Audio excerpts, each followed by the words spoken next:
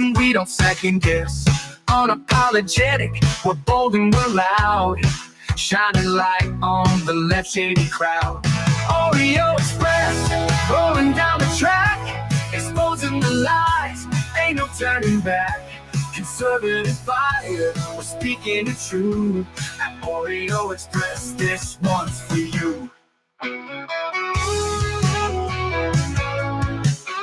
So grab your boots, let's take a stand for freedom, faith, and the heart of this land. Oreo Express, let's roll, let's go.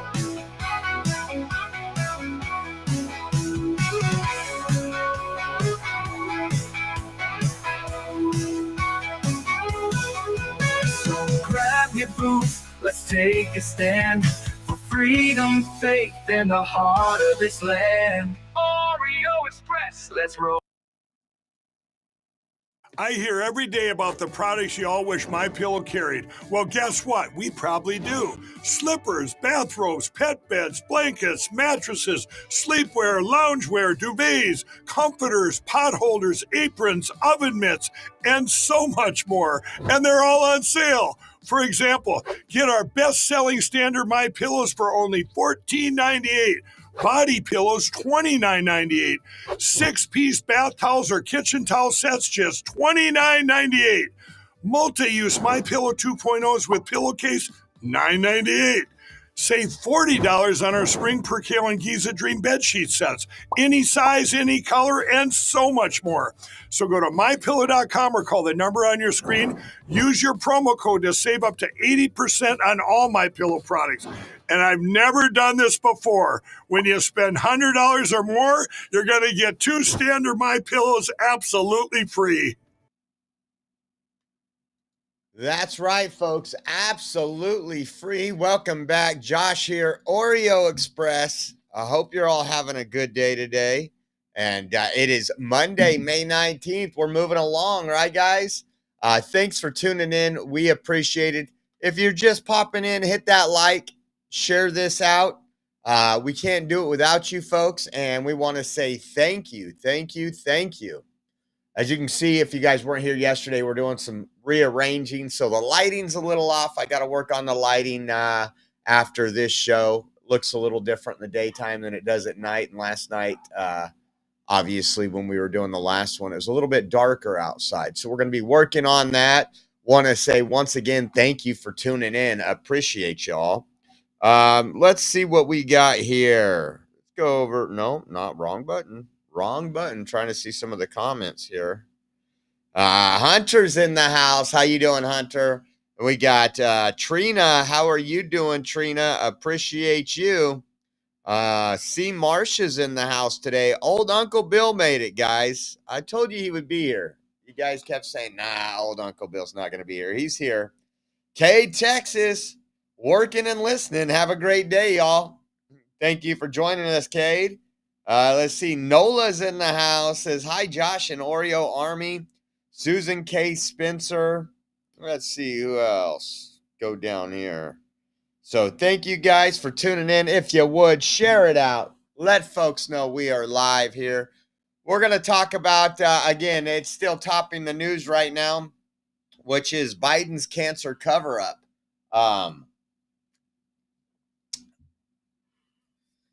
Kind of interesting. We got some more videos, some more stuff that's going on that people are talking about.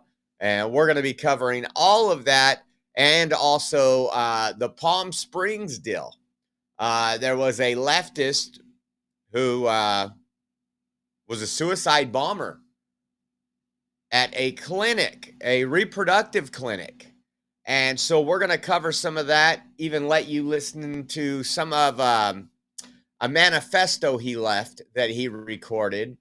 And again, we are in some really horrible times right now when people think the only option they have, and I think this is done by the Democrats and the legacy media, the fake legacy media, was that violence okay. Violence is okay. And we're going to talk about all that and more. Old Uncle Bill, you'd be surprised what they were saying. You'd be surprised what they were saying in here. I had to go to bat for you. I got a couple scratches and bruises for going to bat for you today. Oh man. One update I do want to share is last night, President Trump's big, beautiful bill crossed one of the hurdles outside of the committee and passed on a 21-16 vote. And we're not going to cover it in this show. The next show, we're going to cover it a little bit. But I will say this. They're finally coming out and saying what they should have done, Republicans, the entire time. I know you had Speaker Mike Johnson talk about it a little. But those, when they say they're cutting health care to people, if you're an able-bodied person, no free rides anymore. And that's what they're talking about. This was report. the video from that vote last night. Are there any members who have not voted or wish to change their vote? If not, the clerk will report. And the clerk. Are there any members who have not voted or wish to 21 change? to 16 votes. So we're going to have a lot of discussion this week as that goes through the House. And just to give you an idea, Carolyn Levitt, our press secretary, our beautiful and amazing And that's why this bill gives them more resources. Listen to this. The One Big Beautiful Bill is the most significant investment in our nation's border patrol and law enforcement agents in our nation's history. The bill ensures that President Trump's popular and successful border security measures are made permanent. Republicans have the backs of Border Patrol and ICE agents who were put through hell over the past 4 years and have quickly worked to secure our southern border. And that's why this bill gives them more resources to do their jobs, including a $10,000 much-needed bonus to ICE agents and Border Patrol agents over the next 4 years. To provide those brave agents with desperately needed reinforcements on the ground, the bill allows for the hiring of thousands of new ICE personnel, customs officers, and Border Patrol agents.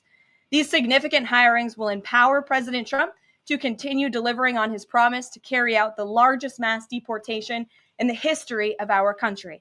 Again, that is a promise that Republicans made to American voters. It's a promise they were elected on, and it's a promise Republicans on Capitol Hill need to keep: secure our border.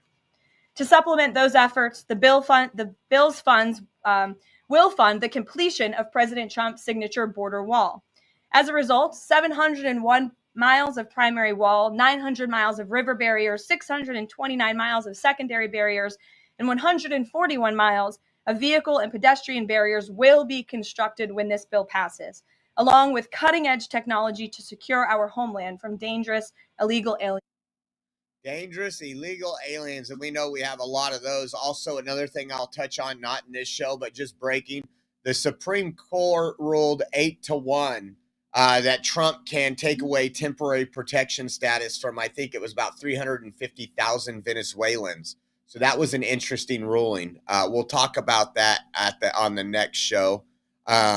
This is the economic impact of Trump's beautiful bill. And before I get on, I want to say, Nola, thank you for the Venmo. And then last night during our show, JH Candy Bar, thank you so much for that Venmo. Again, we are heading to D.C. Here in 3 weeks. And without your help, we can't go. We are 100% viewer funded. We've already got the plane ticket, but we got to get hotel, lodging, our hotel and lodging. That's two different things. Sound like a Democrat now. Hotel, rental car, and food while we're down there. So we'll be bringing you the military parade that's going on in Washington, D.C. So if you want to help out, the links are on the bottom, and we want to say thank you for everybody that has. This was the impact of Trump's big, beautiful bill. It says 4.2 million more full-time or equivalent jobs, higher wages per worker. Why is it putting that up there? Higher take-home pay, the big investments. And as you guys know, part of this, again, is just restoring America, going back to, again, if you guys remember before COVID, when Trump was in office, it was, I would say the comeback, because we have globalized our economy so much. It's just incredible. Let's see here. I don't know why it's acting up. I don't know if it's my mouse. I'll have to play with that. Told you once we move stuff around. So last night, this was actually yesterday. So Saturday night, Henry's Pub in downtown San Diego closed for good. And the guy went after the illegal hot dog carts that are destroying small business. So if you guys go to these cities, right outside the restaurant, there is unpermitted, unlicensed vendors. A lot of times being pushed by illegal aliens. And it is hurting business. It is hurting business. And we see that everywhere we go. I don't eat off those carts, but a lot of people do. I want you to take a look at this right here. It says, this person said, I've spoken with multiple business owners who say the city won't act because many of the vendors are illegal aliens. And we've seen that. You don't see it so much in my city. I'll see it in Fresno. You'll see it outside of some of the stadiums when there's sporting events and everything else. And it's usually bacon wrapped hot dogs or some type of hot dog. And again, these people don't have a business license. They don't have inspections. They don't have any of their licensing that they need for food service. And guess what? They don't pay taxes. But it's okay because they're illegal. Take a look at this. Run away! Hey, run away! Fuck you! Alone, you dumbass! Trump, Fuck you, bitch! Trump! Dumbass little fucking bald-headed ass bitch! Trump! Fuck you, bitch! Trump! What's wrong with you, bitch?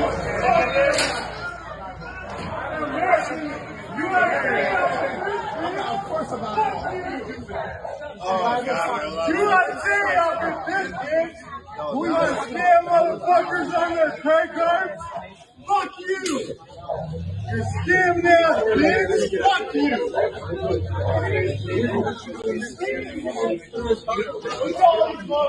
All right, so Hendry's is acting really weird. I don't know what's going on. We're just trying to. It's really just closing down because it's time to close down. No, Hendry's is permanently closing down Exactly. in a couple weeks. No, today. Today, so that's what I was asking. So you guys are letting the friends. I could imagine. I could just imagine that frustration. Because those that do it legally with all the red tape and everything else, especially in California, you work hard, you build something, and then illegals can just come right outside and take some of that business. I'm not upset with the guy. I'm sure they're going to be going after this guy like no other. I'm sure he's a racist now because he wanted to save his business and everything else. But this is going to happen more and more until the elected officials and the people that are coined with doing all this actually do their job. They shouldn't be allowed out there doing that. And it's unfortunate that we've came to this part and we are here dealing with this. I was actually surprised. Me and Rachel went out. I told you guys Friday we were going to a date night, and it was incredible. So I didn't think it was going to be big at all, but there was a concert here. And it was actually in Clovis. Now, when it comes to Clovis, the only time you get concerts in Clovis is rodeo, at the rodeo. We don't have any big venues in Clovis. Well, we have Luke Bryant Farm Tour came to Clovis. And so when I seen it, I was like, this is going to be, but she wants this for Mother's Day. And so we got it, and we show up, and I kid you not, I'm not exaggerating when I say the venue. It was outdoor. It was on farmland. That's why they call it the farm tour. And I want to say it was 16 to 20 acres big, and they packed that whole place. People brought their lawn chairs. People, a good time. It was absolutely epic. I've spent hundreds of dollars on concert tickets to get into places in the past. And for the price we paid, I think it was $72 a ticket. I was just absolutely amazed. Good people out there. It was a fun and exciting time. But when we were walking out, inside the parking lot, which the parking lot alone was probably 40, 50 acres. Over 20,000 people showed up in Clovis. Our population here, I think, is 124,000 in Clovis. We talked to people in line that came from the Bay Area, the Central Coast, and we're walking outside, and I go, wow, that won't last long. Right in the middle of dirt field was one of these hot dog vendors. Now, usually when you go, you'll see like 10 of them all together lined up. We only seen one. I said it won't be long till either the sheriff or Clovis PD says something about that. But yeah, taking down small business.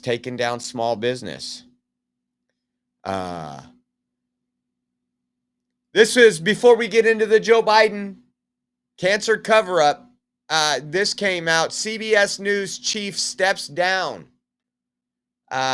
This is the second person to step down. It says CBS News steps down amid tension over Trump lawsuit. It's become clear that the company and I do not agree on a path forward, Wendy McMahon wrote to the staff weeks after top producer at 60 Minutes resigned. So again, fake news, you're seeing them kind of cave. ABC had a lawsuit that they had to pay to Trump. Trump's been bringing that up. There's been a lot of stuff. And finally, we have somebody like Trump. The fake news does this all the time. They've done this to us. CNN's put me and Ben Bergquam on the cover of,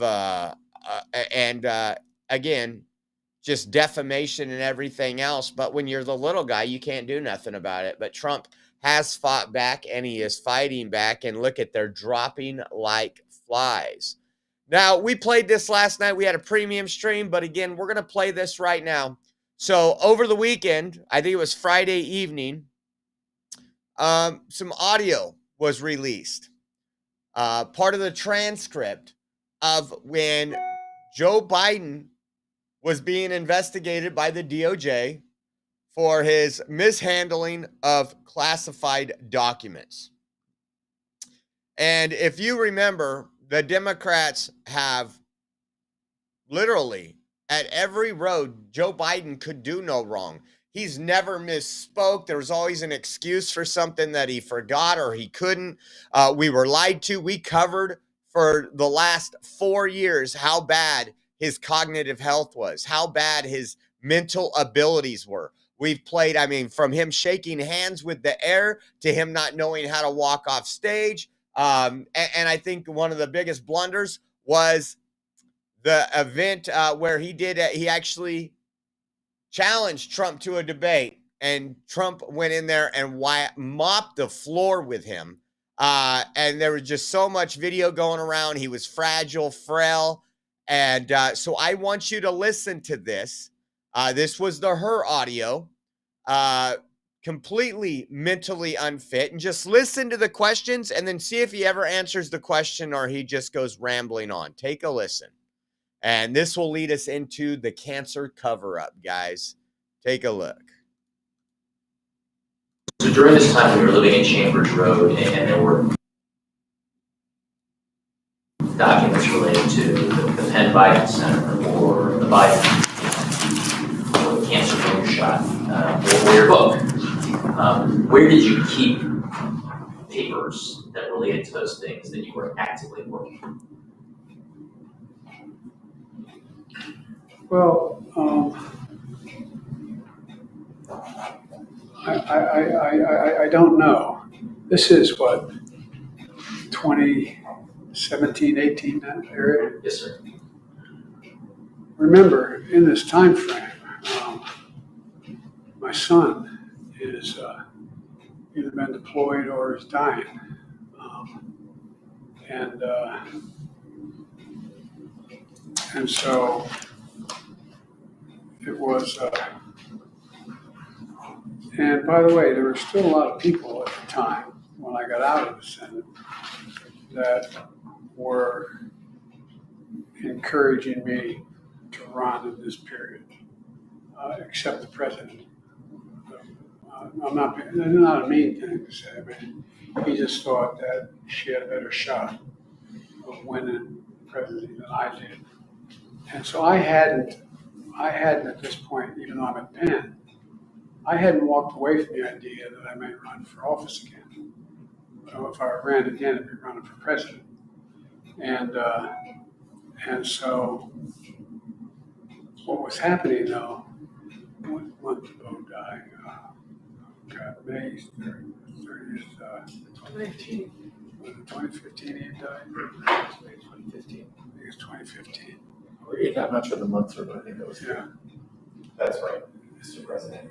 And what's happened in the meantime is that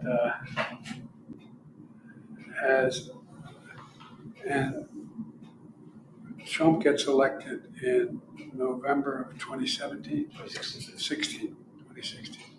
All right. So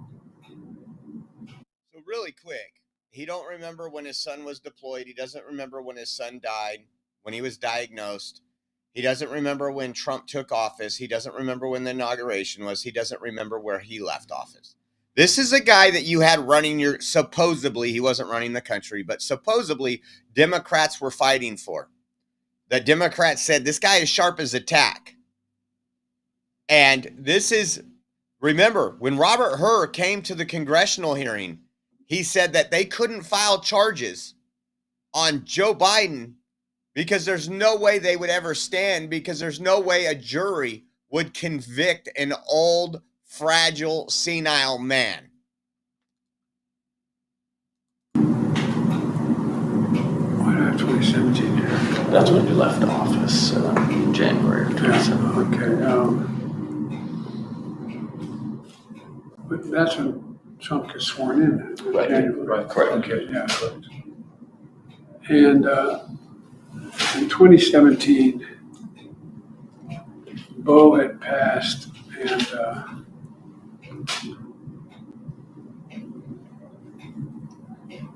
this is personal.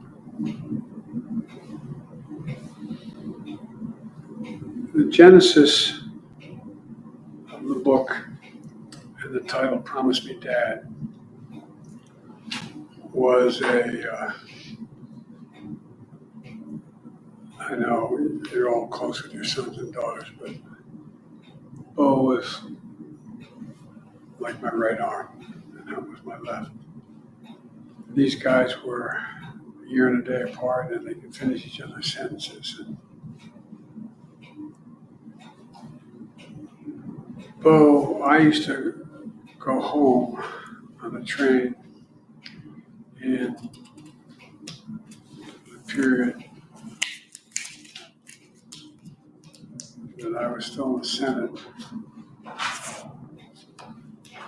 Anyway, if you remember. Where you at, There Joe? was pressure, not pressure. Bo knew how much I adored him.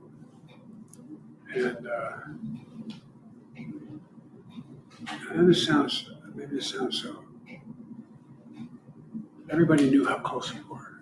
There was not anybody in the world who wondered whether or not, anyway. And so. Sir, I'm wondering if this is a good time to take a break. Briefly. No, let me just keep going to get it done. Sir, I wonder if this is a good time to take a break. He's taking a break. He's taking a break.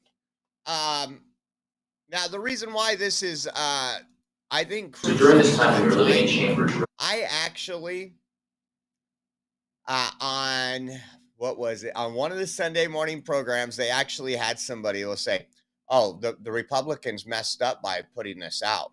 They're playing all their cards right now. Like somehow this is a gambling game to expose the truth of the Democrat Party. She's pretty much saying that that by midterm time, we will forget about this. And I tend to agree with the forget. We have amnesia as voters. But again, the reason why this is so critical, and we're going to get into it, is the fact that within 72 hours of this being released, Joe Biden releases a cancer diagnosis,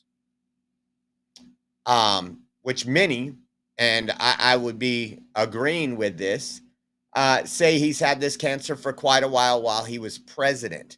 I want you to listen to this right here, and then we'll move on to some of the speculations and other things. From a statement from his office outlining the details of how this all played out. It says last week President Biden was seen for a new finding of prostate nodule after experiencing increasing urinary symptoms. That statement then goes on to say Friday he was diagnosed with prostate cancer, characterized by a Gleason score of 9. Now, it then goes on to say that while this represents a more aggressive form of the disease, the cancer appears to be hormone sensitive, which allows for effective management. And lastly, that statement says that the president and his family are reviewing his treatment options. Remember, this president, he is 82 years old. He is the oldest president in U.S. history. Certainly a major development in terms of the health of this former president of the United States, but also certainly something that his family will have to deal with. It's not the first time the president has had treatment for cancer. This is a different type of cancer than he was treated for 2 years ago when he was treated for a type of skin cancer. And it's not the first time that the Biden family has dealt with cancer. His late son, Beau, died of brain cancer in 2015. Now, again, from the a timing statement from his, I think Brian Setzler, or whatever his name is, says the timing was impeccable. Now, I said yesterday, they keep saying that the Republicans are the party of one big lie, the big lie.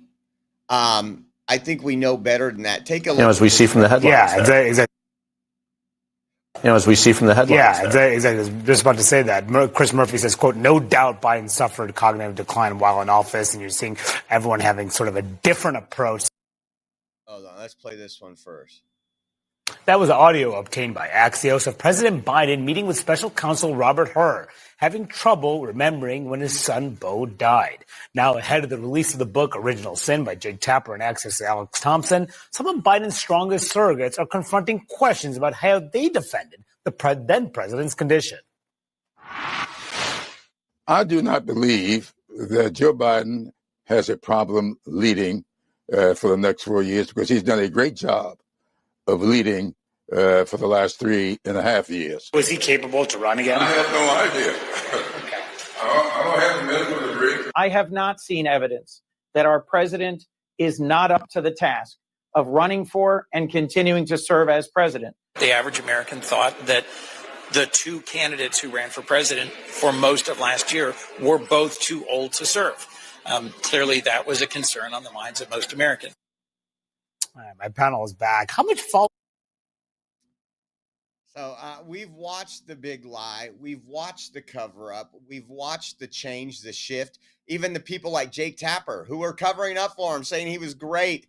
Jake Tapper literally going off on people for talking about his cognitive decline and saying that they're making fun of him because of a stutter that he had since a young age. That stutter he got rid of, by the way. I'm sure it came back when you are as fragile. And if you're dealing with cancer diagnosis, I was looking through some of the medications and what the side effects were for that particular cancer. And memory loss, just everything, every side effect from those drugs that they would be using to treat that cancer was everything we've seen in Joe Biden. Now take a look at this. As we see from the headlines. Yeah, exactly. I was just about to say that. Chris Murphy says, quote, no doubt Biden suffered cognitive decline while in office, and you're seeing everyone having sort of a different approach, some more pointed than others, including on the Hill, including Democratic leaders and what they said at the time. And some actually believe that their party is suffering a backlash because of the way they handled Joe Biden. Do you think the Democrats, the White House at the time, were straightforward to the American public about Joe Biden's condition? No, they weren't. Okay, and I think that's one of the reasons why we lost. I think the base of the party and American people out there are upset that we let ourselves get into this situation. And so, no, they weren't honest. You know, he had good days and bad, and but like it's yesterday's story. We've seen special election after special election after special election. The voters are saying we support the Democratic vision for the United States of America. So you have one side, you have Jared Moskowitz saying that the Democrats were not honest and they're suffering backlash. On the other side, you have the Democratic leader, Hakeem Jeffries, saying, we've done better in special elections than you guys thought. We've won races. Voters don't care. He might be right. The reality is this is people are trying to make this into a media scandal that we somehow ignored this. We tried covering this. We wrote about this. You were at the White House. We wrote about this? You didn't cover it up? Oh my, this is what I mean. We need some form of accountability. We played every day another big blunder by Joe Biden and how the media was saying, oh, well, he's fine. He's fine. He just misspoke. And we're going to talk about misspeaking here in a minute. Even from the point of Joe Biden 2 years ago saying he had cancer. And what did CNN do? CNN blew that off. This is what's amazing is the people that lied to you.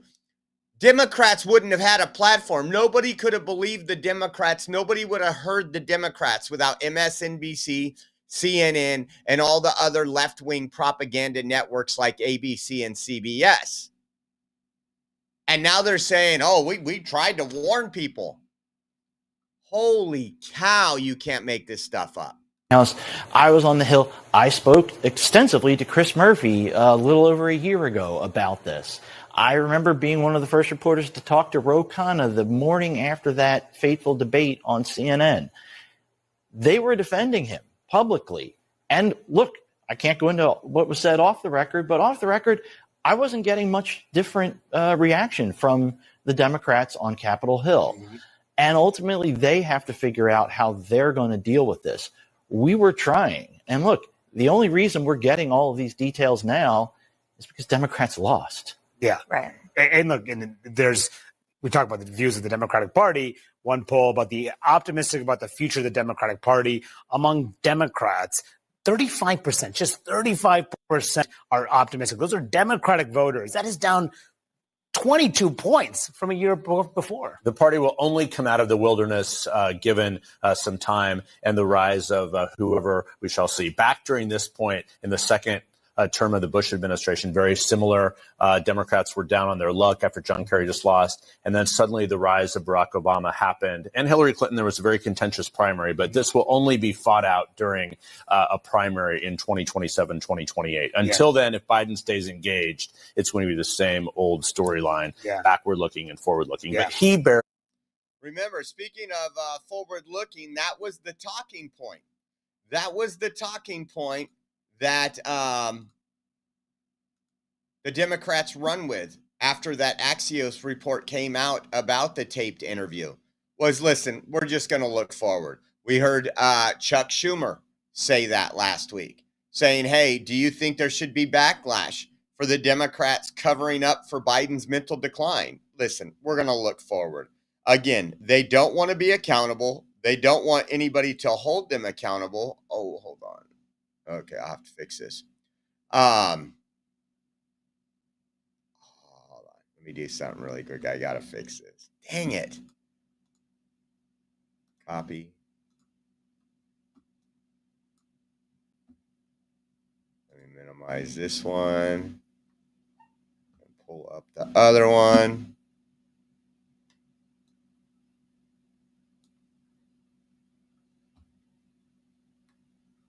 Come on.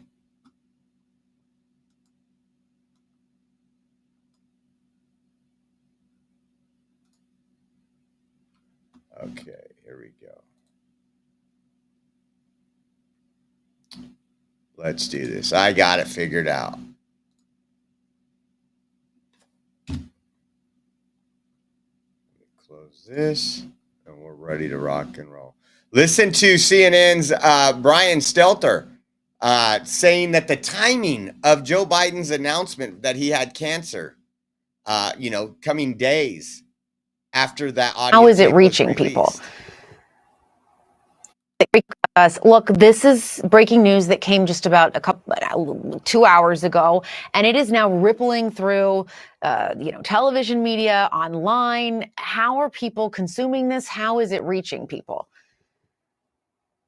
And, I'm seeing some prostate cancer survivors, people who have lived with this disease, who have been through this, expressing support, both condolences, but also support and cheering Biden on as he faces this.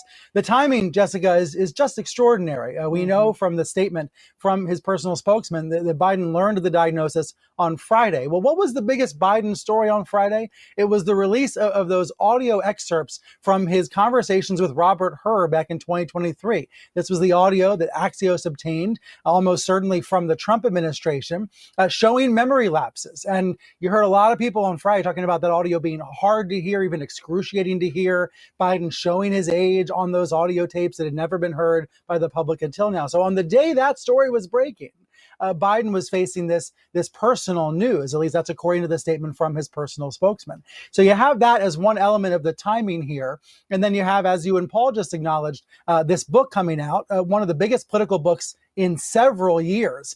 Take out our colleague Jake Tapper for a second. This book, no matter where it was coming from, was going to be a very big blockbuster book. And it just so happens two of the best reporters in Washington, Jake Tapper and Alex Thompson, are the authors of it. It's already a bestseller based on the number of pre-orders. And so this book comes out in 2 days, but some of the excerpts have already come out, and it's reignited this debate in Washington and beyond within the Democratic Party about Biden, about whether he should have run for re-election at all. So it seems to me, Jessica, this debate doesn't end at all, but it is briefly put on pause. Two of the best journalists. Again, more cover up. When we talk about the big lie that Democrats always talk about, first of all, we'll go Russia, where they were trying to put the collusion between the DNC and Russia on President Trump. When it comes to the election, how about the election? Think about that for a second. When it comes to the election of 2020, it was a big lie that it was stolen. The guy that couldn't answer questions, that couldn't debate. Seems like we know where the big lie is and the party of the big lie. How about this one? This is, again. Oh, and I want to give a big shout out to Karen Sunflower and Old Uncle Bill for gifting subscriptions over there. Again, guys, thank you so much for doing that. If you received, it looks like Kathleen Shelton just received one. If you received a membership from either anybody that's purchased, but Old Uncle Bill or Karen Sunflower, make sure you reach out, give them a big thank you. It helps out our platform. It keeps us on the air, and it helps us pay for lights, camera, and action, guys. So thank you. How about this? This is, again, now capable. Somehow they were saying that they were all warning us for a long time. That's what Democrats, CNN, MSNBC want you to believe, is that they were on top of this cognitive decline, and they were concerned about the Democrat Party putting Joe Biden up. I'm like, really? Well, let's take a look. Does the president have the stamina, physically and mentally, do you think, to continue on even after 2024? Don, you're asking me this question. Oh my gosh, he's the president of the United States. I can't even keep up with him. The most difficult part about a meeting with President Biden is preparing for it, because he is sharp, intensely probing, and detail-oriented and focused. I can testify because I've been working very closely with this president for the past 2 years. I've been knowing him for 30 years. And I'm telling you, this guy's tough. He's smart. He's on his game. Joe Biden has vision. He has knowledge.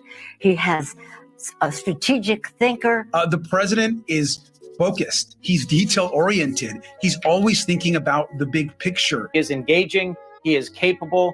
He has an incredible record as president. And I'm often with him on foreign trips. He's at the top of his game. So he has a vision. He has knowledge. He has judgment.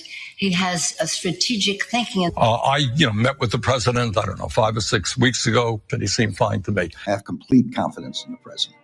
I have watched him expertly guide meetings of staff and cabinet members. I could not have more confidence in the president. I would just tell you that I meet frequently with the president, and every single time I meet with him, he is just fine. But he is, again, knowledgeable, wise. Incredibly sharp, incredibly probing, incredible command of the details. He is sharp. He is on top of things. There is nothing to these challenges, these suggestions that somehow he's not sharp and he's not capable. We see Joe Biden up close. We know how attuned he is to the issue. And you're going to see how smart he is and the experience he has. I say his age is an asset. Aha! He's wise. Yes, he's wise. He has wisdom. He has experience. And his experience, because of his age and his wisdom, has been invaluable to this country. A lot of countries, people who've been in office a longer period of time are praised for their wisdom. I have seen a lot of 72-year-olds not as capable as this 80-year-old. It is hard for us to keep up with this president. His mental acuity is great. It's fine. It's as good as it's been over the years. He's fine. All this right-wing propaganda that his mental acuity has declined is all right-wing propaganda, folks. And wrong. And again, And this kind of sense that he's not. I don't blame Joe Biden as much as I blame those who are surrounding him. And J.D. Vance said a statement very similar to that. We'll be playing in a little while. But now they want you to forget all this. Now they want you to act like none of this ever happened. Let's look forward. We got to go after Trump. We got to go after Elon. We got to go after these people instead of saying, wait a second, what happened here was wrong. What happened here was wrong. We're not just going to sweep it under the rug. But we know, and thankfully for podcasters and others, this story will stay in the media a little bit longer because, again, they want to move past this. By tomorrow afternoon, it's all going to be about the budget deal. Promise you. You're not going to have a whole lot of talk on this. This was interesting. Brilliant. Take a listen and to what's this amazing is the sources of this book. First of all, people were put to shame, me and others out there that talked about Joe Biden's mental acuity. We were told he was sharp as a tack, he had a photographic memory, he was intense and brilliant. And what's amazing is the sources of this book were the same sources that told us that we ought to be ashamed of ourselves. It's a stutter. Stop talking about him. The fact is they were managing his decline in a nursing home in the White House. First yes, of all, they were people managing his decline. And again, put to you don't want to see anybody go through terrible things or anything like that. But again, the people writing the tell-all book were responsible for covering up everything that they are writing about. The same people, Jake Tapper, the other person that was part of the book, they grilled people when they said, well, Joe Biden's not mentally fit to serve. They defended Joe Biden. They said he was sharp as a tack, the best in his career. And we all watched and we all wondered who's running the country. There is no way this man could run the country.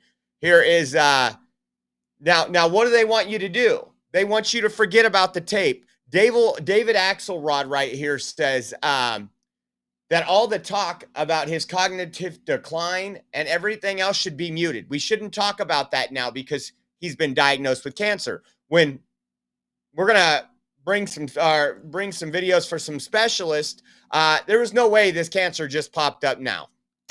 About his, last year and a half of his. Yeah. I mean, as you mentioned, this comes at a time where there was so much and continued attention, placed on his mental acuity and stability, as well as ahead of this book release. And you mentioned there's been a lot of discussion about it.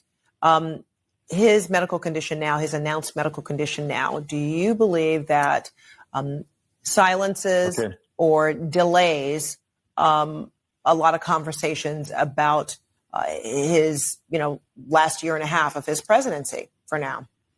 4 years. Yeah, well, I mean, I think those conversations are going to happen, but they should be more muted and set aside Set aside. So we shouldn't talk about the cover up. We shouldn't talk about the lies that we were told that, and I mean, they colluded with legacy media, CNN, MSNBC, CBS, ABC. They colluded with all those media companies to say, and they carried the water for them. They went after you and me if we said, hey, something's wrong here. He doesn't seem as fit as a president needs to be. We watched him walk the wrong way off stage. I mean, at the Easter Bunny event last year on Easter, the Easter Bunny had to direct him around the White House.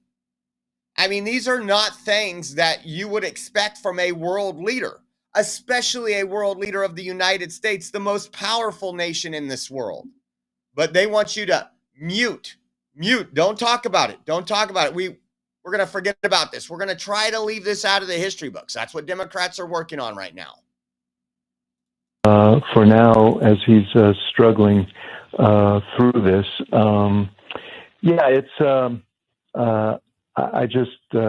it shouldn't be stunning because prostate cancer is so common among men at his stage in life. Most men, if they live long enough, deal with prostate cancer, and it's great news that they think that it's manageable, but jarring nonetheless. The thing, Fred, is that people who serve in these offices, they sort of become embedded in our lives. And, and this is a reminder that no one's immortal. And so it's jarring. And I had the blah, blah, blah. Again, this is something they want to go away so fast. Now, listen to this. Dr. Zeke Emanuel went on MSNBC's Morning Joe. And listen to what he is saying right here. Again, I'm not a doctor. I don't give medical advice. But listen, and this is on MSNBC, folks. Listen to this. You don't get prostate cancer. You believe it is likely, if this prostate cancer has spread to the bone, that he could have had it for up to a decade, but certainly it's likely. Would it be fair to say it's likely to have had this for at least several years? Oh, more than several years. You don't get prostate cancer. So again, I just want to stop you. So this is not speculation. If you have prostate cancer that is spread to the bone, then he's most certainly, you are saying, had it when he was president of the United States. Oh, yeah. He did not develop it in the last 100, 200 days. He had it while he was president. He probably had it at the start of his presidency in 2021. Yes, that I don't think there's any disagreement about that. And I'm just curious again, if your doctor to a president of the United States that is a male, that is an older man, would a prostate test, and again, we're just talking about a PSA screening, a blood test that you could do along with all the other blood tests. It's not even that it would be intrusive. Would this not be one of the first tests that you would conduct as a White House doctor? If you're a White House doctor in this situation, I think you would certainly discuss it with the president and talk about the pros and cons. I think if you then ask, well, if President Biden says, well, if I'm your father, which patients often do, what would you recommend? I think the fact is that most White House doctors would recommend getting the test. And again, the evidence is, look at President Obama, President Bush, younger than President Biden, and they both got the test. So again, this has been a cover-up for a long time. We talked about it last night on our premium stream before any of this came out. This is exactly what we are saying. And our favorite show in the world, we got to listen to it just for 30 seconds. I know some of you have to cover your ears, but listen to what Whoopi says. What they're saying is, you know, there are three ways they can treat it. His age will have a lot to do with how they do it. But I want to point out to people that had this been the case while he was president, there's no way you wouldn't have known. Right. Really? There's no way you wouldn't have known. What are the side effects from those drugs? It weakens you. It hurts your memory, takes away your cognitive ability. Everything we've seen that somehow Whoopi didn't see, we would have known. Well, we've been saying for a long time something is wrong. Either it was dementia or something else, and they said it wasn't dementia. But like in that last doctor just said, think about that. There's no way he had any physicals that they didn't catch this. They knew about this. They were treating him while he was president. Listen to the rest of it. She actually gives I guess you could say, accolades to the Trump family. Because he would have had to have these treatments. So this is not something he was carrying around or that he was hiding. And as Anna said, we know about his struggles. We know about his struggles, and now we know about this one. And I just, again, want to commend the people who cut their tongues off and said, get well soon, you know? And because I think that it did something for me. And It the made people who me. didn't cut their tongues off, I have a place where they can put them. Well, I'm not giving them any sun at all.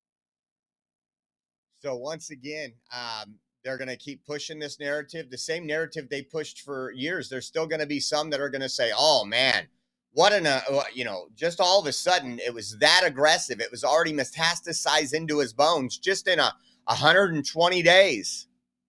I pulled up the reports of his health screening last night just to look at what the doctor said, and that he was a well-fit 82-year-old man ready to serve. And this is what Whoopi was talking about, was Donald Trump's post. Melanie and I are saddened to hear about Joe Biden's recent medical diagnosis. We will extend our warmest and best wishes to Jill and the family, and we wish Joe a fast and successful recovery. And again, I don't want anything bad to happen to Joe Biden. I really don't. Again, I blame the handlers. I blame the people that lied for him. I blame everything else. I honestly, when you listen to that tape, do you think that man even knew where he was half the time? I think his wife Jill and because it was and because his family are very evil for putting him through this. But listen to Joe Biden. This was 2 years ago. 2 years ago. And he tells you he has cancer. Listen. It was a 4-lane highway that was accessible. My mother drove us, and rather than us be able to walk. And guess what? The first frost, you know what was happening? You had to put on your windshield wipers to get literally the oil slick off the window. That's why I and so damn many other people I grew up have cancer. And why can't further. That's why I and so damn many other people I grew up have cancer. That's why I and so damn many other people I grew up have cancer. That's why I and so many damn people I grew up with have cancer. Windshield wipers to get literally the oil slick off the window. That's why I and so damn many other people I grew up have cancer. And why can't for the longest time, Delaware had the highest cancer rate in the nation.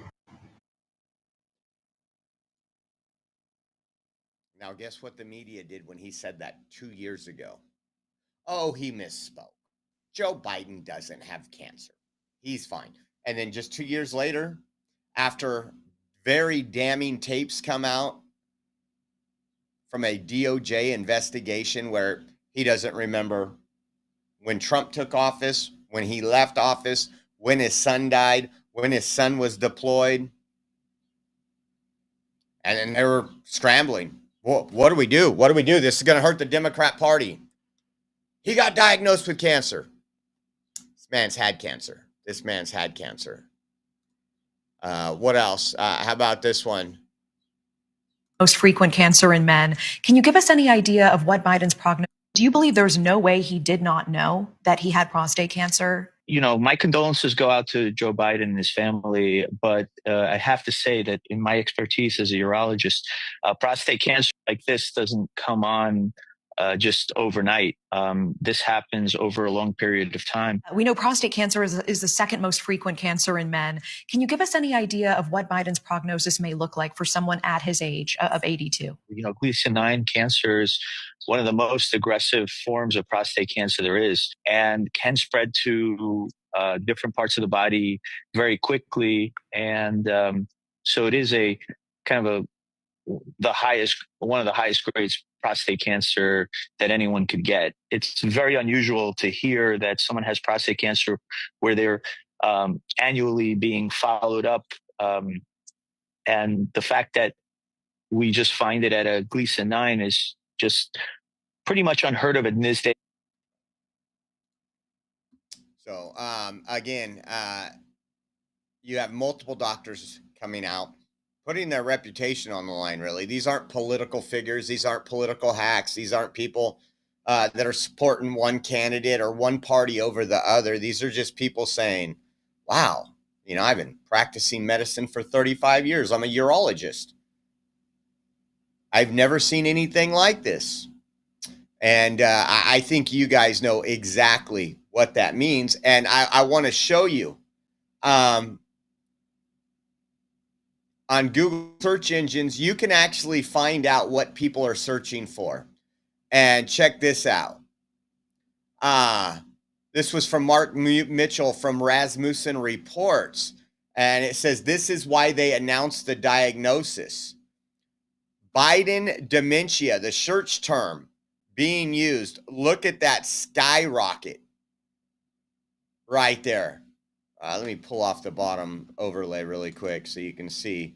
Look at once they're talking about the herd tapes, they're talking about a release, they're talking about a book where they've covered up. Democrats have done a massive cover up on his cognitive decline, and then it skyrockets. And then the meme going around, I think, is the next one here.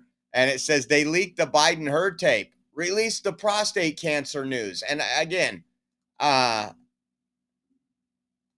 you know, for those Democrats or for those paid operatives for the DNC that are saying, oh, well, you can't talk bad about him now. He has cancer. That was the plan of this releasing. Listen, I don't wish any ill will on any of them. I do think it's really unfortunate that there was a lot of people who were politically prosecuted for January 6th who were in jail and not getting the medical treatment for their cancer. So for that, I'll flip him the bird. But again, this is something he's been dealing with for quite some time, and I think everybody knows that. I don't think, again, the media is going to try to spin this in a major way. They want you to forget about that herd tape. They want you to forget about the big lie, which was the cover-up. They want you to stop asking the question, if Joe Biden wasn't in charge, who was? They want you to stop asking those questions. I mean, when you have Attorney General Merrick Garland saying that, oh, man, this guy is witty. When you have Alejandro Mayorkas from DHS, the DHS secretary, saying the hardest part about going into a meeting with Joe Biden was preparing because he's so sharp. Remember, they had that entire week where they were talking about every news agency picked up the phrase "sharp as a tack." Listen to what J.D. Vance says, and I couldn't agree more with this. Take a listen to this.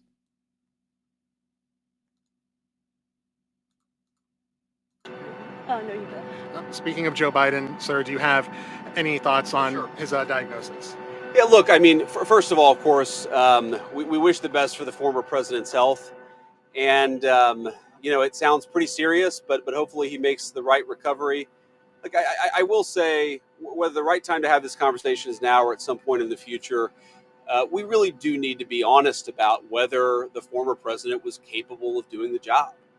And that's no, you know, that you can separate the desire for him to have the right health outcome with a recognition that whether it was doctors or whether there were staffers around the former president, I don't think he was able to do a good job for the American people. And that's not politics. That's not because I disagreed with him on policy. That's because I don't think that he was in good enough health. In some ways, I blame him less than I blame the people around him. And why didn't the American people have a better sense of his health picture? Why didn't the American people have more accurate information about what he was actually dealing with? This is serious stuff. And this is the guy who carries around the nuclear football for the world's largest nuclear arsenal. This is not child's play, and we can pray for good health, but also recognize that if you're not in good enough health to do the job, you shouldn't be doing the job. Yep. And so there's other underlying factors. And I think we're going to talk about it on our afternoon show if we are not too pressed on time. But one of the things is we've talked about the auto pin, all the pardons and executive orders that were not signed by Joe Biden. Many say because of his cognitive ability that he couldn't have signed something and understood what he was signing. So if he signed an executive order, even in person, you would have to go back and ask yourself, well, wait a second. If you guys have ever had a surgery or ever been under the influence of some type of anesthesia, you sign something at the hospital and it tells you, do not sign any of this. Do not do this. Do not, make any life-changing decisions for so many hours because you still have that effect in you. Well, if you're taking some of these cancer drugs, and which he showed signs of every side effect you could think of. I mean, I'm not going to go back and play all those videos, but now, and you've had the Trump administration saying, wait a second, he pardoned Fauci. He pardoned all these different people. He pardoned his whole family just with blanket pardons. Maybe those are void. Maybe those aren't valid after all. And you now have a resurgent of the Trump administration looking into that to find out maybe they can sue and take that to the Supreme Court. Because I think more than anything is all we want is accountability. I don't care if you're a Republican or Democrat.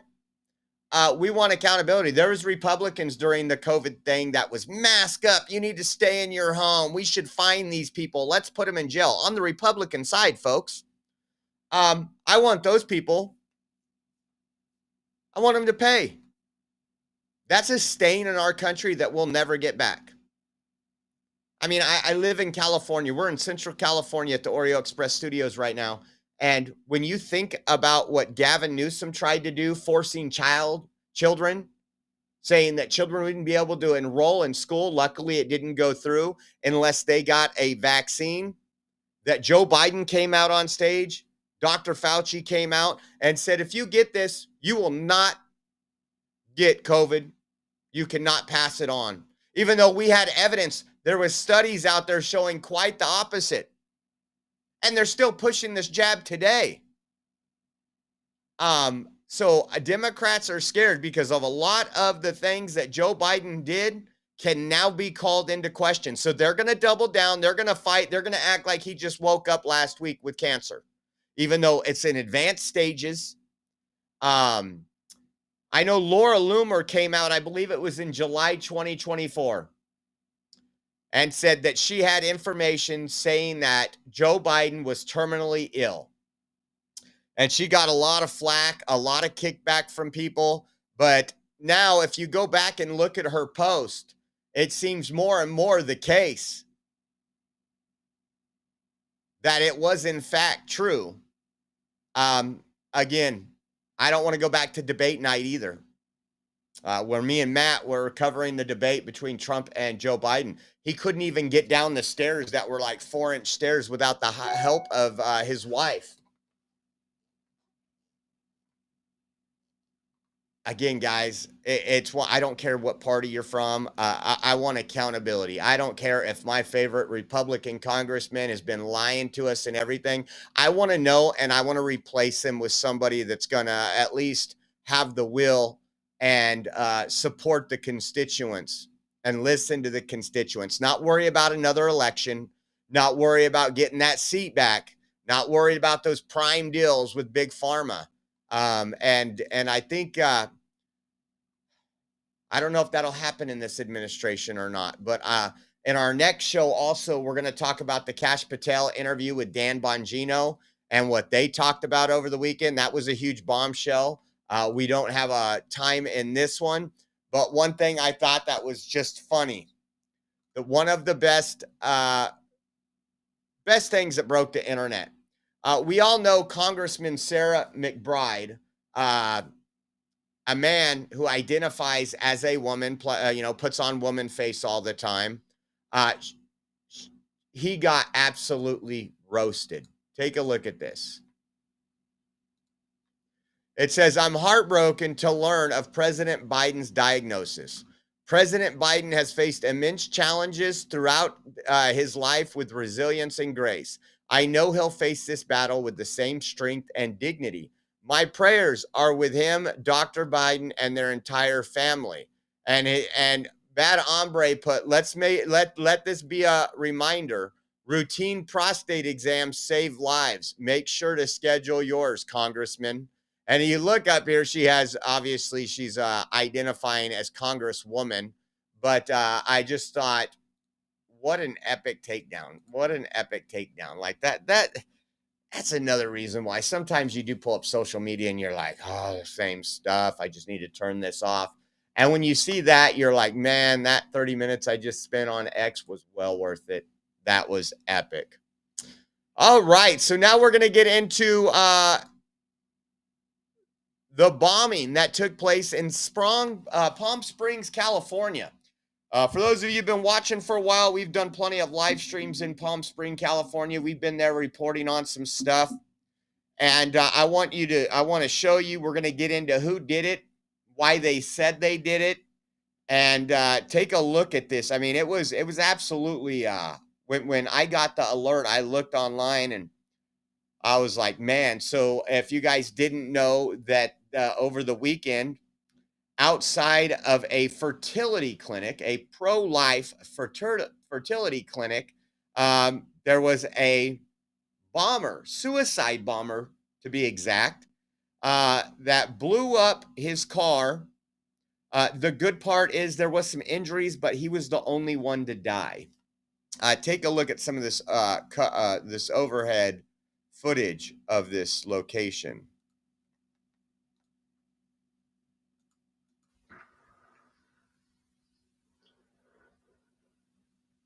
And it was a pretty big explosion. Even down the street, you had windows blown out. The car was near Look at that. American Reproductive. So instantly, when we all seen this, we knew this wasn't, well, unless you believe some of the fake articles, that this wasn't a, okay. We knew what ideology this person came from. And you could see they had the ATF, the FBI, everybody was on the scene investigating, trying to figure out what was going on over there. There was some video, literally, from thousands of yards away, where home cameras caught things shaking at their home. It was that big.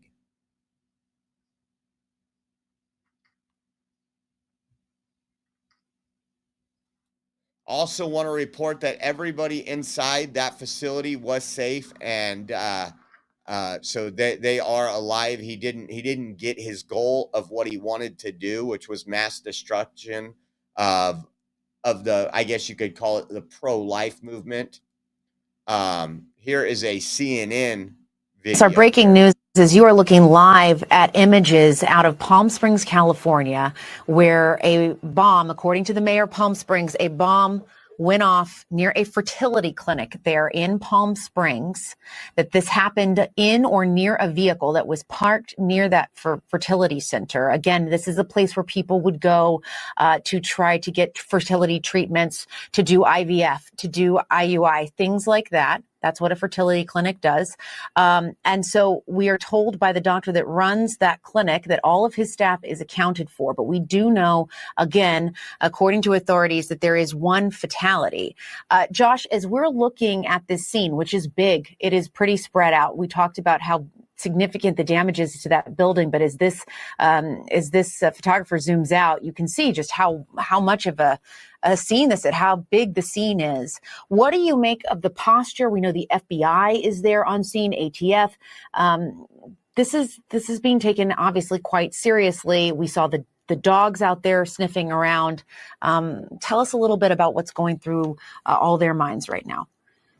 Yeah, you have various teams doing different things. Obviously, the central point of that explosion will be the focus for the forensic examiners, the bomb technicians, and the like, again, to try to get some sense of whether they're chemical testing, whether they're canines that are out there that are specially trained to sniff for types of accelerants and the like, whether they pick up on anything. But again, you look at this kind of larger perimeter there as the affiliate helicopter zooms out and then zooms in.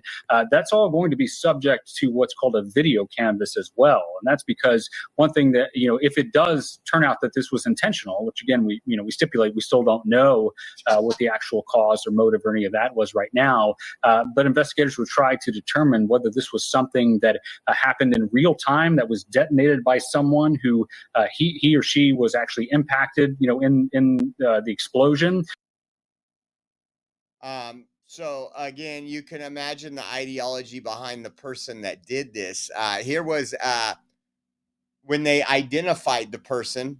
That was was a person of interest for the car bombing. And like I said, we got more details. He left a manifest behind. Let's for that information close hold. We were now released. As I mentioned yesterday, our efforts to positively identify the deceased individual here has been found. We are fairly confident that that subject is Guy Edward Bartkus, 25-year-old from, again, Palm Springs. From, again, 29 Palms. This is the same individual that I mentioned yesterday. However, due to our investigation, we were keeping some of that information close hold, but we were now releasing it to you today. The FBI's Joint Terrorism Task Force indicates that we believe he was the subject found near the vehicle. I also want to provide the vehicle information to you. He was driving a 2010 silver Ford Fusion sedan with license plate number 8, H as in Henry, W as in William, S as in Sam, 848. Again, that is license plate number 8 as in Henry, 8, H as in Henry, W as in William, S as in Sam, 848. That's critical because we need the public's help in identifying gaps in our investigation. We know where Mr. Bartkus was at about 6 a.m. We know the timeline of when he entered the city. However, we need the public's help for identifying where he traversed within the city before the explosion went off. So identified him, knew who he was pretty quick. Again, it took him a little while to release details. Take a look at some of these pictures here. Just insane that all those employees were accounted for. I mean, it blew that building to smithereens. The explosion was so crazy. It blew out the glass of this liquor store. Look at this liquor store. Oh my God.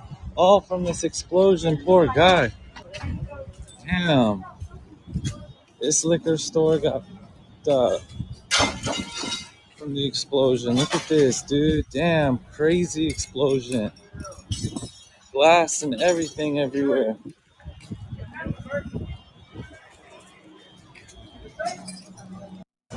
Explosion. So I don't think we know what type of explosives he used. This was another one while the fire was going on from the explosion. Firefighters working on getting that out. God bless our first responders who run into the cities to protect you and me. A lot of times they don't get enough credit. And so, the man who died in the fertility clinic in Palm Springs, California, allegedly did it as an act of war against the pro-life and pro-natalist movement. A manifesto written by the man was posted online before the bombing. It definitely has some very are a lot of similarities to what we see at the far left protest every day. So this is what it says. It says, so what is the end goal? It says the end goal is for truth to win. And once it does, we can finally begin the process of sterilizing this planet of the disease of life. Life can only continue as long as people hold the delusional belief that it's not a zero-sum game causing senseless torture and messes it can never or only partially clean up. I think we need a war against pro-lifers. It is clear at this point that people aren't only stupid, they simply do not care about the harm they are perpetrating by being willing agents for a DNA molecule. This should not be seen as a tolerable or any intelligent and caring person. Don't be fooled by the ones who play stupid and pretend they don't understand these simple truths. It's just their way of playing with you and saying, F you, we don't care. A lot of psychos are attracted to philosophy because they love to play mind games with people. Their intent is not to find out any kind of truth. It is to have fun effing with you. Most online debates I've seen are clearly not really debates. It's one person fooling another into thinking it's a debate, when in reality, the one doing the fooling has no intent of changing their mind on anything. It says, again, this, I want to get into some audio here in a minute. So here is the person, the suspect that was identified. His name is Guy. We also have some other stuff where his dad was interviewed. But I before we get into that, I want to show you how New York Times is trying, instead of just taking the guy's own manifesto, instead of looking at his political ideology, look at this. Palm Springs IVF clinic identified, our bomber ID'd as Guy Edward Bardicus, a pro-mortalist who's opposed to people being born without their consent. And then look what they had to put in the article. Prominent Republicans have repeatedly disavowed efforts to limit IVF. President Trump, who has declared himself the fertilization president, has promised to expand access to the procedure. Listen to this. Still, some right-wing Christian activists have moved ahead with efforts to restrict the procedure. You don't hate the mainstream media enough, folks. You really don't. And I think this will, this just goes in there instead of just kind of telling a story. They're trying to pander to Democrats. They're trying to make somehow conservatives look like the bad people in all this. Now listen to this. This is some audio that was released. And according to this was some of his audio. The bomber's audio that was uploaded. Let me see something really quick.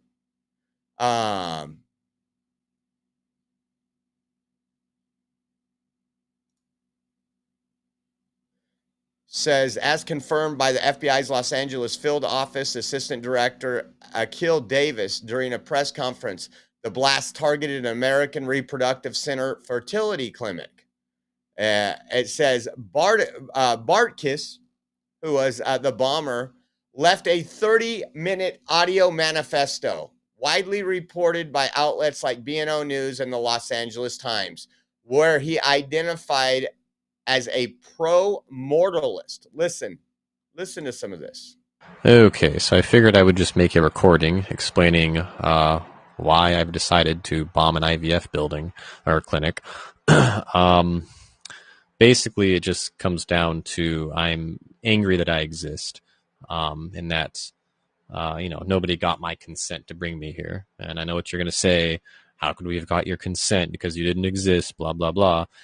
Exactly the point. There's no way you can get consent to bring someone here, so don't fucking do it, right? If you're going to try to say something really fucking retarded like, well, since you don't exist, you don't have a consent status, and therefore we don't have to get consent. This really isn't any different from saying, oh, well, the girl's unconscious, so I can't get her consent to have sex with her, so therefore it's okay because I can't. There's no way to even ask for the consent, right? So, I mean, if you actually think that's a good argument against what I've said, right, you're absolutely retarded. Your brain, it's very childish and retarded, right? And before you say, ooh, that's ad hominem, I said the word retard. No, I made an argument, and then I called you a retard, fucker.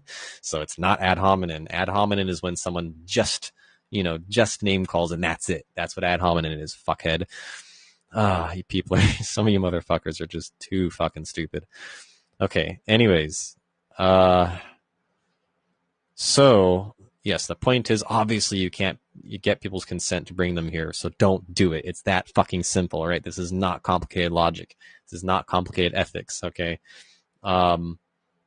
So, anyways, all right. So, I have written some things down here. I tried to kind of order them in a way that makes sense, just because I have a lot of things to say, and yeah. So hopefully there's some order to my little recording here. But anyways, so yeah. So the reason I'm wanting to get the fuck out of this whole life game is basically, I guess it comes down to I'm not interested in being a life addict, right? So I really never wanted to do this life drug. And I remember, like, when I was a kid, people just trying to, I mean, my whole life, really, people have always been trying to push this life drug onto me. People try to push experiences onto me, like, hey, let's, go to a concert or some bullshit. It's always something, and I'm always saying, no, not interested. And, people are, for some reason, like, people just can't fucking take no for an answer, when it comes to this shit. It really isn't any different from, like, kids pushing drugs or smoking on some other kid or whatever. It's not really any different from this, except in this case, it's more like fucking heroin. It's a much worse drug. And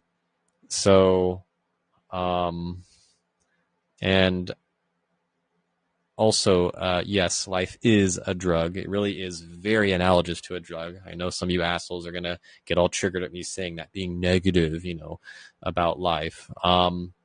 But I mean, think about this. If you sit around and do absolutely nothing, like literally nothing, right, you're going to become very miserable pretty quickly, right? And the reason for this is that the default state for you is deprivation, right? And this is how life gets you to chase things, right? And yeah, that includes literally even drinking water, what we would call basic needs, right? Your brain gets you to chase things. That's really what's going on, right? And the shit that, we're chasing really is stupid, right? This whole evolution thing, life thing, is not an intelligent design, when you see innocent creatures getting completely fucked by life, I'm not just talking humans, but even animals, right? How the hell can you sit there and call that an intelligent design? It clearly isn't. It's a completely absurd thing to call life an intelligent design. It's clearly not, right? It clearly is just something that happened because it could, right? The circumstances were just right to where it could happen, and it did happen.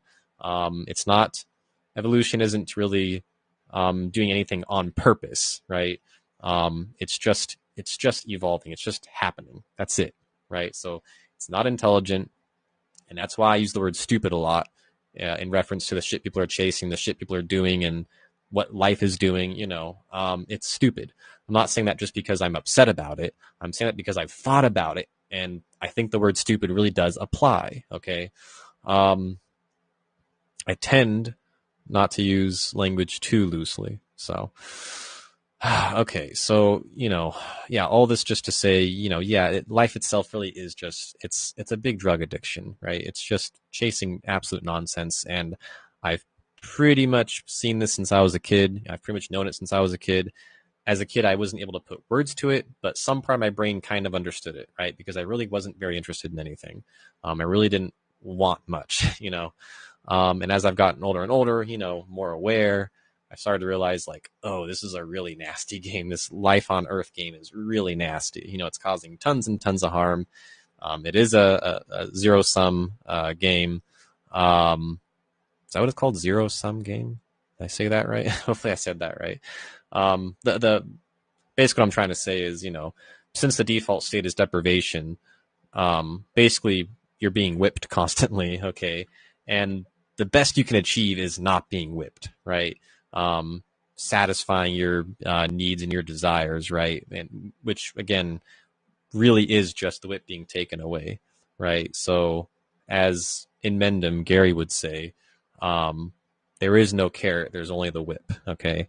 It doesn't intuitively make sense when you think about it. Like when I first heard him say shit like that, I totally didn't believe it. I was like, no. Like there's certain things that are just like pleasurable on their own. And, but as I thought about, over the week after, like the week after I heard him say that, I just started thinking about things and I started to realize like, no, it's, there really is no like, fundamental like good, it really is all made of fixing bad things, fixing deprived states and whatnot,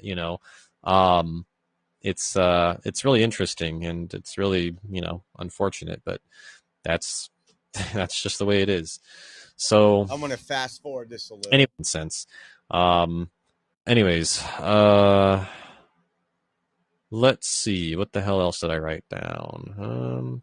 Yeah, I wrote down like, these people, like when they push life on you, like if when you're especially when you're like a suicidal person, and they start pushing life on you, it's like the games. So as you could tell, this is the people again. He did have that leftist ideology. I'm sure he was a big fan of abortion, just like the Democrat Party is. I mean, they pulled out an abortion bus outside the DNC at their last DNC. Now, the KTLA posted this. They spoke with his dad. And it says, the FBI has identified Guy Edward Bartkiss, 25 of 29 Palms, as the suspect in Saturday's terrorist bombing of the American Reproductive Centers Clinic in Palm Springs. His father, Richard Bartkiss, 75, spoke to KTLA News for the first time. The suspect died when his silver Ford Fusion exploded outside the fertility clinic, tearing the building in half and shattering windows in nearby businesses and homes, according to investigators. Detectives discovered a disturbing online manifesto and a 30-minute audio recording. That was the audio recording. And it says, one of the things that he says is, I'm angry that I exist. Nobody got my consent to bring me here, the man says in the recording.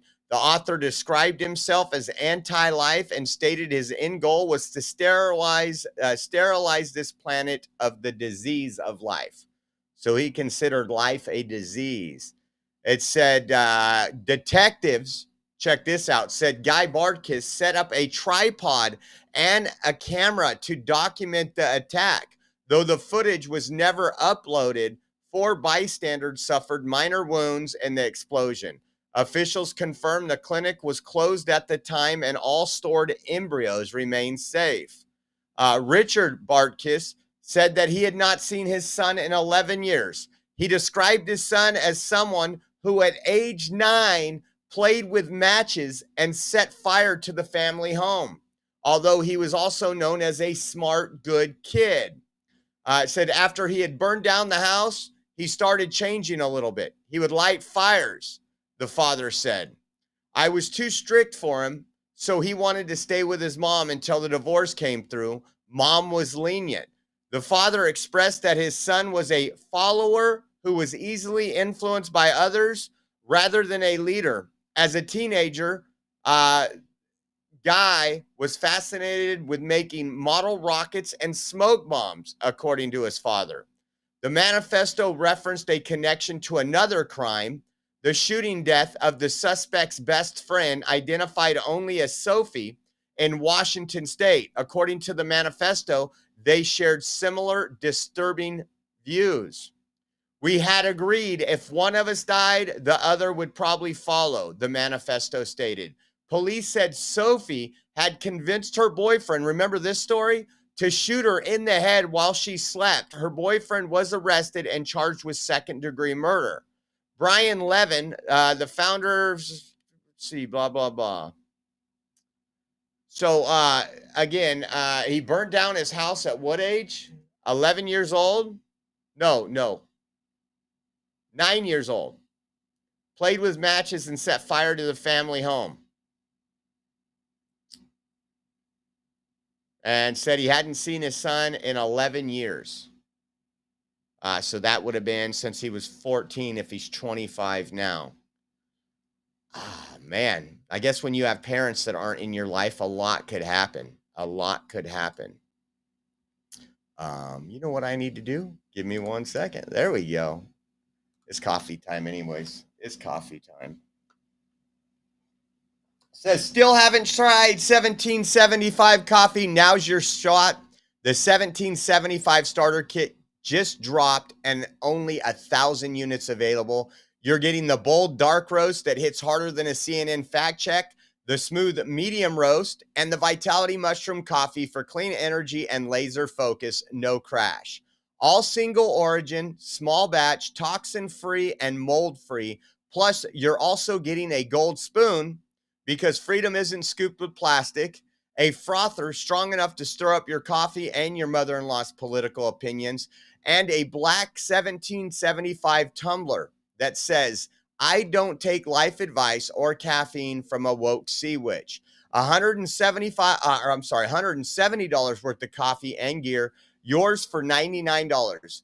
This is for the ones who've been watching 1775 blow up on Rumble, wondering if it's actually worth it. Spoiler alert, it is. Go to 1775coffee.com/studio and grab your starter kit before they're gone. Bold beans, clean fuel, and a morning routine that stands for something, just like Rumble does. Start your day with coffee that actually backs what you believe in. Go give them a shot. Go check them out.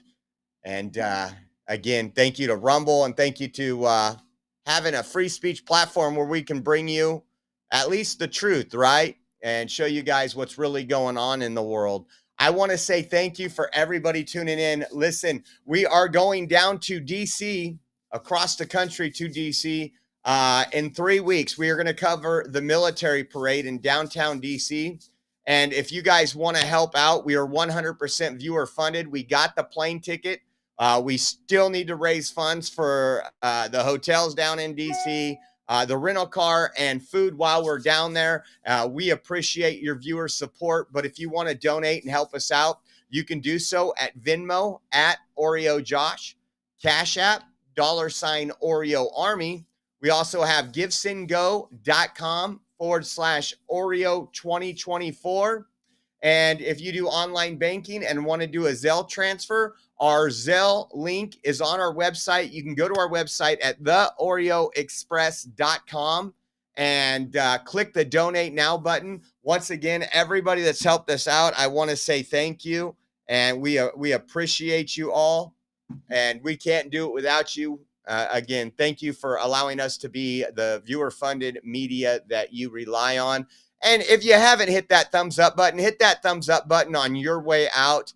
And once again, we just want to say thank you for tuning in. We will see you in about 3.5 hours. That's 3 o'clock Pacific time, 6 o'clock Eastern time for our next show. And we got a lot to talk about on our next show. So make sure you tune in.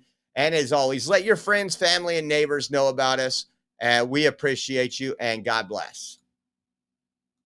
I hear every day about the products you all wish MyPillow carried. Well, guess what? We probably do. Slippers, bathrobes, pet beds, blankets, mattresses, sleepwear, loungewear, duvets, comforters, pot holders, aprons, oven mitts, and so much more. And they're all on sale. For example, get our best-selling standard MyPillows for only $14.98. Body pillows, $29.98. 6-piece bath towels or kitchen towel sets, just $29.98. Multi-use MyPillow 2.0s with pillowcase, $9.98. Save $40 on our Spring Percale and Giza Dream bedsheet sets. Any size, any color, and so much more. So go to MyPillow.com or call the number on your screen. Use your promo code to save up to 80% on all MyPillow products. And I've never done this before. When you spend $100 or more, you're going to get 2 standard MyPillows absolutely free.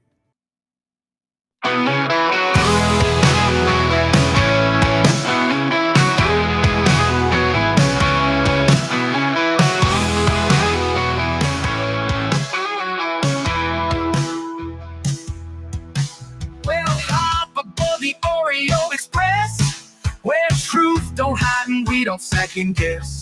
Unapologetic, we're bold and we're loud, shining light on the left shady crowd. Oreo Express, rolling down the track, exposing the lies, ain't no turning back. Conservative fire, we're speaking the truth. At Oreo Express, this one's for you. So grab your boots, let's take a stand for freedom, faith, and the heart of this land. Oreo Express, let's roll, let's go.